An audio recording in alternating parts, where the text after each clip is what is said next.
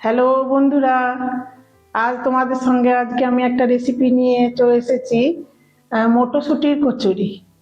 এসো তাহলে কি কি লাগবে দেখিয়ে দিই।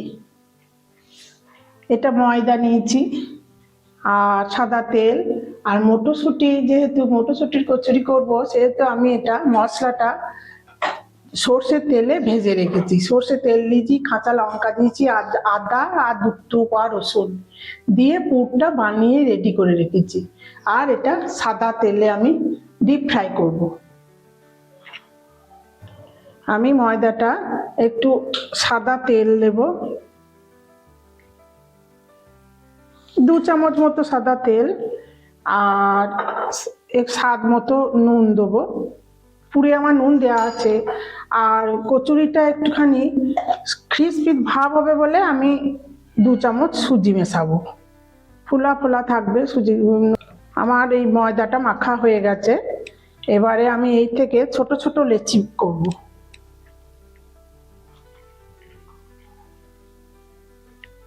লুচি লেচির মতো।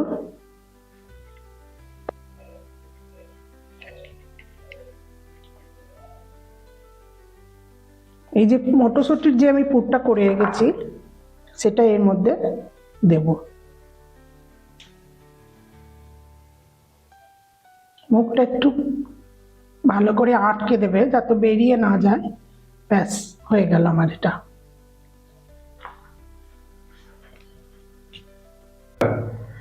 আমি এবার ওই পুরটা ভরে বেলে নিয়েছি, তেলও চাপিয়ে দিয়েছি আমি। এবার তেলের মধ্যে দিয়ে দেব।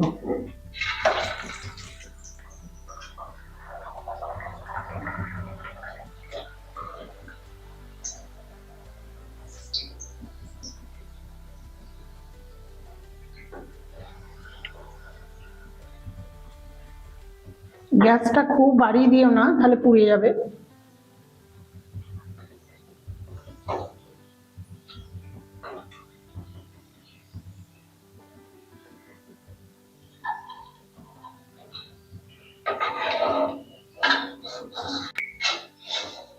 বন্ধুরা, আমার কচুরি ভাজা হয়ে গেছে।